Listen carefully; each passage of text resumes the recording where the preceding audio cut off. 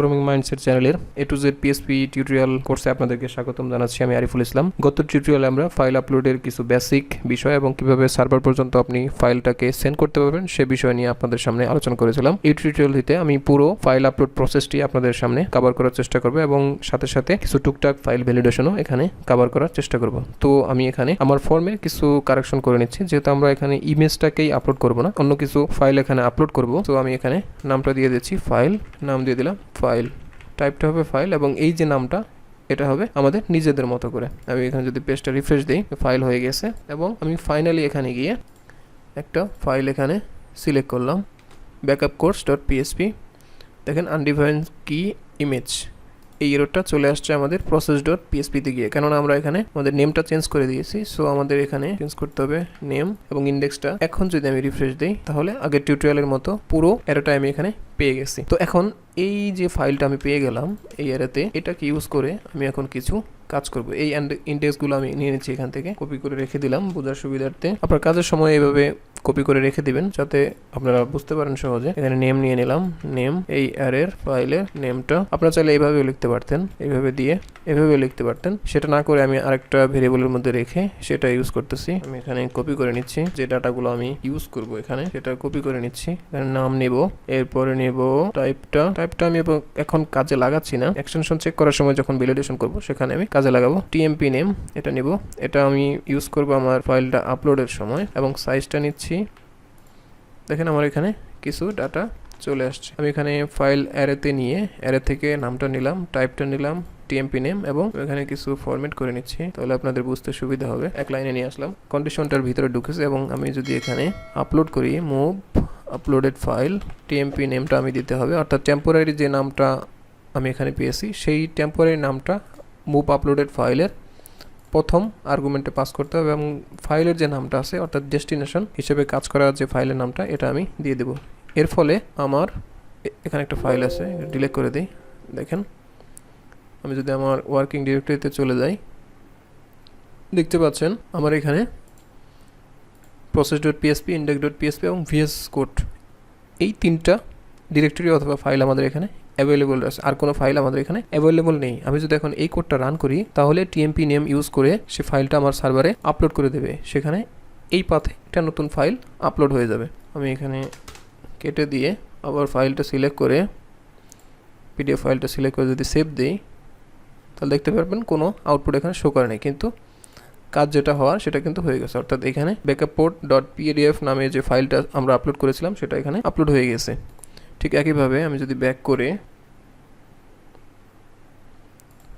এইটা আপলোড করি জাভা প্রিন্টিং.pdf, সেটা সিলেক্ট করার পরে দেখেন এখানে জাভা প্রিন্টিং.pdf ফাইলটা চলে আসছে। দেখেন আমাদের ওয়ার্কিং ডিরেক্টরিতে দুইটা ফাইল এখানে চলে আসছে। আমি চাচ্ছি এই ফাইলটা আমার PHP যে ডিরেক্টরিতে আছে সেইখানে আপলোড না হয়ে আমাদের নির্দিষ্ট একটা ফোল্ডারের ভিতরে আপলোড হবে। সেটা যদি আমি করতে যাই তাহলে আমি এখানে গিয়ে একটি নতুন ফোল্ডার নিচ্ছি, আপলোডস। আমার যে দুইটা ফাইল আপলোড করেছিলাম সেই দুইটাকে আমি ডিলিট করে দিলাম এবং সেভ দিয়ে আমি আপলোড ফোল্ডার ওপেন করে নিচ্ছি এখান থেকে।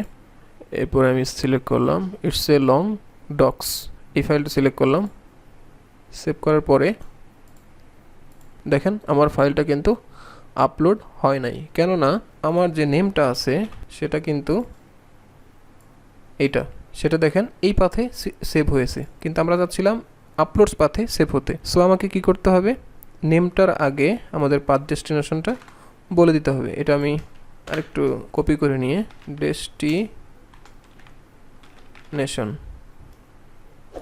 ডেস্টিনেশন এখানে কি করব আমরা, আমি যে নেমটা নিয়েছি নেমটা এখানে কনকেট করে দেব আপলোডস এবং এখানে ভেরিয়েবলটা দিয়ে আমি যদি ডেস্টিনেশনটাকে ইকো করি তাহলে দেখতে পারবো আমার ফাইলটা আপলোড হবে uploads/is-a-long.docs, এই পাথে আমার ফাইলটা আপলোড হবে। সো আমরা ট্রাই করি আবার প্রথম থেকে। দেখেন ব্যাকআপ কোর্স.pdf, আমি যদি এখানে সেভ দেই এখানে শো করতেছে। আমরা এই কোডটাকে এক্সিটটা তুলে দিই এবং যদি আমি এখানে রিফ্রেশ দিই দেখেন আমার ফাইলটা কিন্তু এখনও আপলোড হয়নি, কেননা আমরা এখনও ডেস্টিনেশন এখানে চেঞ্জ করে দিই না। আমরা ডেস্টিনেশন এখানে দিয়ে দিলাম, এখন আমাদের ফাইলটা আপলোডস ফোল্ডারে আপলোড হয়ে যাওয়ার কথা। তো দেখি আমরা আপলোড ফোল্ডারে গিয়ে দেখতে পাচ্ছি ব্যাকআপ কোর্স ডট পিডিএফ, এবং এখানেও দেখতে পাচ্ছি ব্যাকআপ কোর্স ডট পিডিএফ নামে একটা ফাইল এখানে আপলোড হয়ে গিয়েছে।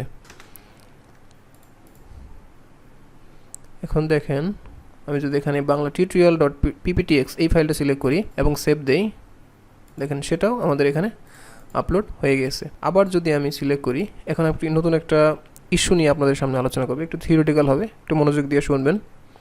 আমি আবার PHP Bangla tutorial dot PPTX এই ফাইলটা আপলোড দিচ্ছি। দেখেন আমাদের অলরেডি সার্ভারে কিন্তু এই ফাইলটা এই ডিরেক্টরিতে রয়ে গেছে। দেখেন ফাইলটা কিন্তু 3টা হয়ে যাওয়ার কথা, অর্থাৎ আপনি মনে করেন একটা অ্যাপ্লিকেশন কাজ করতেছেন, সেখানে যদি 2জন ইউজার একই নামের ফাইল আপলোড করে, সেক্ষেত্রে কিন্তু আপনার যে এক্সিস্টিং একটা ইউজারের ফাইল সেম নামে অন্য ইউজার দিয়ে সেই ফাইলটা কিন্তু রিপ্লেস হয়ে যাবে। এটা কিন্তু অনেকটা ডেঞ্জারাস। এইটা কাটানোর জন্য আপনাকে যেটা করতে হবে, আপনি ফাইলের যে নামটা আছে সেটাকে সবসময় চেষ্টা করবেন ইউনিক রাখতে। ইউনিক রাখার জন্য আপনি অনেকগুলো ওয়ে এখানে ফলো করতে পারেন। আমি এখানে করছি, দেখেন ইউনিক আইডি বলতে একটা কথা আছে, আমি এখানে ইউনিক আইডি ইউজ করে ফাইলটাকে ইউনিক করে ফেলবো। এখানে আমার ফাইল এক্সটেনশনটা লাগবে, এই এক্সটেনশনটা আমি এখান থেকে ভেঙে নিচ্ছি। আমি এখানে নেমটাকে ইকো করি, দেখেন PHP টিউটোরিয়াল ডট পিপিটিএক্স, অর্থাৎ প্রত্যেকটা ফাইলের পরেই আমরা এরকম কিছু এক্সটেনশন দেখতে পারবো। এই এক্সটেনশনটা আমার দরকার হবে। এখন এই পুরো ফাইলের নামটাকে আমরা এক্সপ্লোড করে ডট দিয়ে ভেঙে ফেলবো। এক্সপ্লোড ডট ইউজ করে নেমটাকে ভেঙে ফেলে আমরা একটি ভেরিয়েবলের মধ্যে রেখে দিই, নেম এক্সপ্লোড। এখন যদি আমি এখানে প্রিন্টার করি নেম এক্সপ্লোড, তাহলে দেখতে পারবেন আমাদের এখানে 2টা স্ট্রিংয়ে বিভক্ত হয়ে গেছে। আমাদের লাস্টের যে অ্যারের ভ্যালুটা সেটাই আমাদের ফাইলের এক্সটেনশন। আমি যদি রিফ্রেশ দিয়ে আরেকটা ফাইল সিলেক্ট করি, ধরেন আমি ব্যাকআপ কোর্স ডট পিডিএফ এই ফাইলটা সিলেক্ট করলাম, দেখতে পাচ্ছেন ব্যাকআপ কোর্স এবং পিডিএফ এই 2টা আলাদা হয়ে গেছে। সুতরাং আমাদের এইখানে যে পিডিএফটা আছে সেটা হলো আমাদের ফাইলের এক্সটেনশন। এখন এই এক্সটেনশনটাকে আমরা ধরবো, এক্সটেনশন ইন্ড একটা ফাংশন আছে। ইন ফাংশনটা যেটা করে সেটা হলো আমাদের অ্যারের যে লাস্ট ভ্যালুটা আছে সেটা আমাদেরকে রিটার্ন করে। আমি যদি এখানে এক্সটেনশনটাকে এখন এন্টার করি, তাহলে দেখতে পারবো এখানে পিডিএফ চলে আসছে। এখন আমাদের টার্গেট হলো আমাদের কাস্টম একটি ফাইল, এখানে একটু কমেন্ট দিয়ে নিলাম, ফাইল এক্সটেনশন এক্সট্রাক্টর। এটা আপনি একটা ফাংশন বানিয়ে সেটা একদম করতে পারেন, আমি এখানেই করে দিলাম। আপনারা চাইলে এখানে কোডটা রিফ্যাক্টর করে দিতে পারেন, সমস্যা নেই। আমরা যখন ইন ফিউচারে বড় প্রজেক্ট করবো সেভাবে স্ট্রাকচার্ড ওয়াইজ কোড করার চেষ্টা করবো। এখানে আপনি জাস্ট কীভাবে ফাইলের নেমটাকে কীভাবে এক্সট্রাক্ট করে এক্সটেনশনটাকে আলাদা করতে পারেন সেই প্রসেসটা আমি এখানে দেখিয়েছি। এখানে ইউনিক নেম নামে আরেকটা ভেরিয়েবল নিয়ে দিলাম ইউনিক আইডি ডট এক্সটেনশন। এখানে যদি ইউনিক নেমটাকে ইকো করি আমি ইউনিক আইডি আনডিফাইন্ড কনস্ট্যান্ট, অর্থাৎ এটা হবে ফাংশন। দেখেন এখানে একটা ইউনিক নাম জেনারেট হয়ে গেছে। এটা যদি আপনি দেন তাহলে কিন্তু আমার মূল ডিরেক্টরিতে ফাইল আপলোড হয়ে যাবে। অর্থাৎ এই ইউনিক আইডি যদি আপনি এখানে দেন তাহলে আমার ফাইল আপলোডটা মূল ডিরেক্টরিতে অর্থাৎ আপলোডসের বাইরে হবে।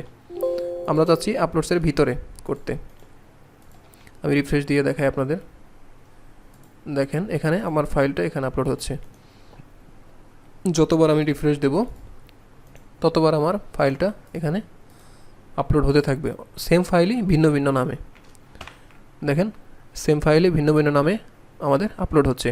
তো আমি চাচ্ছি আপলোডের ভিতরে এটাকে আপলোড করতে। তাহলে এখানে ডেস্টিনেশন কেটে নিয়ে এখন যে ইউনিক নামটি আছে সেটাকে আমি এখানে কনকেট করে দিয়ে এখন যদি ডেস্টিনেশনটাকে ইকো করি তাহলে দেখতে পারবেন আপলোডসের ভিতরে ইউনিক ফাইল ডট পিডিএফ এটা চলে আসছে। এখন আমি এটাকে কমেন্ট করে রাখলাম, আমার যে কোর্সের ভিতরে যত আপলোডেড ফাইল সেগুলো আমি ডিলিট করে দিলাম,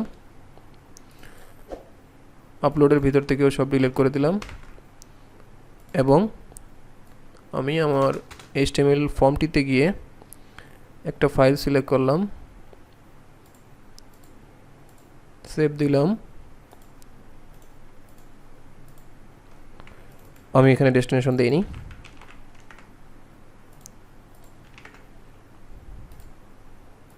আবার রিফ্রেশ দিয়ে আমি যদি ফাইলটাকে সিলেক্ট করি তাহলে দেখতে পাচ্ছেন এখানে ফাইলটা আপলোড হয়ে গেছে। আবার ব্যাকে গিয়ে আমি যদি অন্য একটা ফাইল জিপ ফাইলকে এখানে সিলেক্ট করি তাহলে দেখতে পারবেন এখানে জিপ ফাইলটা আপলোড হয়ে গেছে। এইভাবে আপনারা ইউনিক নাম ইউজ করে সহজেই একই নামের ভিন্ন ভিন্ন অর্থাৎ ভিন্ন ভিন্ন নামে একই ফাইল আপনারা সার্ভারে আপলোড করতে পারেন। এখন আসি আমি ফাইলটাকে কিভাবে ভ্যালিডেশন করতে পারবো, অর্থাৎ আমি চাচ্ছি সার্ভারে কোনোভাবে আমরা ইমেজ ছাড়া অন্য কোনো ফাইল আপলোড করতে দিব না। তো সেটা আমি কিভাবে আটকাতে পারি, আমি এখানে কিছু এক্সটেনশন নিয়ে নিচ্ছি। Allowed files types JPG PNG, এখানে আমি দিয়ে দিলাম ইফ ইন অ্যারে। দেখেন ইন অ্যারে নিয়ে আমরা আগের টিউটোরিয়ালটিতে কিন্তু আলোচনা করছি এবং এইখানে কিন্তু আমাদের ইন অ্যারেটা লাগছে, অর্থাৎ আমরা যে এক্সটেনশনটা পেয়েছি এটা যদি আমাদের যে অ্যালাউড ফাইল আছে সেই এক্সটেনশনটার সাথে কোনোভাবে ম্যাচ করে তাহলে আমরা ফাইল আপলোড করতে দিব, না হলে দিব না। ম্যাচ করে তাহলে আমি এখানে দিয়ে দিলাম নট অ্যারে, যদি না ম্যাচ করে তাহলে আমি এখানেই একটা এরর দিয়ে দিই, file type extension is not allowed. আমরা যেহেতু ডাবল কোটেশনের ভিতরে ভেরিয়েবল লিখেছি, সো এখানে আমাদের ভেরিয়েবলের এক্সটেনশনটি প্রিন্ট করবে। তো আমি দেখি আমাদের কাজ করে কিনা। এখানে একটি পিডিএফ ফাইল সিলেক্ট করলাম, দেখেন file type PDF is not allowed. অন্য একটি ফাইল সিলেক্ট করি ডক এক্স ওয়ার্ড ফাইল, সেটা সিলেক্ট করলাম, সেটাও কিন্তু অ্যালাউড না। এরপরে আসি আমাদের ইমেজ ফাইল। ইমেজ ফাইলে গিয়ে আমি এখানে একটা থাম্বনেল নেই, পিএনজি ফাইল এটা। দেখেন এখানে কিন্তু কোনো এরর আমাকে শো করেনি এবং এই যে পিএনজি ফাইলটা কিন্তু আপলোড হয়ে গেছে সুন্দরভাবে, আপনারা দেখতে পাচ্ছেন। সো আপনারা চাইলে এভাবে কিন্তু ফাইলের টাইপটা ভ্যালিডেশন করে ফেলতে পারেন। এখন আমি চাচ্ছি আমার যে ফাইলের সাইজটা সেটা যদি কোনো কারণে 1 MBর বেশি হয়ে যায় তাহলে কিন্তু, অথবা 100 কিলোবাইটের বেশি হয়ে যায় তাহলে কিন্তু আমি আপলোড করতে দিব না। দেখেন এখানে এই ফাইলটার সাইজ 1.75 মেগাবাইট, এটা আমি কমেন্ট করে রাখছি। আরেকটা কথা বলিনি, আপনারা যখন সার্ভারে কোনো ফাইলের সাইজটা নেন $_ ফাইল দিয়ে, সেটা কিন্তু বাইটে হিসাব হয়। আপনারা জানেন, আপনাদের জানার সুবিধা যে আমি আবার ক্লিয়ার করে দিচ্ছি। আপনারা যখন কোনো ফাইল সার্ভারে আপলোড করেন সেখান থেকে $_ ফাইলের সাহায্যে যে সাইজটা পান সেটা কিন্তু বাইট হিসেবে আপনাদের সামনে প্রতীয়মান হয়। এটাকে আপনি অবশ্যই কিলোবাইট হিসেবে হিসেব করে নেবেন।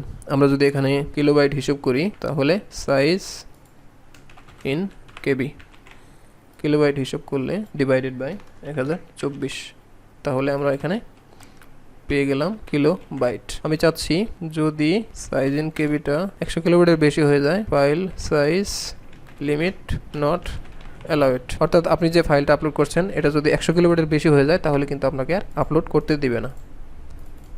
রিফ্রেশ দিলাম, দেখেন ফাইল সাইজ আপলোড করতে দিচ্ছে না। আমি যদি এখানে বাড়িয়ে দিই 10,000 কিলোবাইট, এখন কিন্তু আর এরর শো করে না এবং ফাইলটা আমার আপলোড হয়ে গিয়েছে।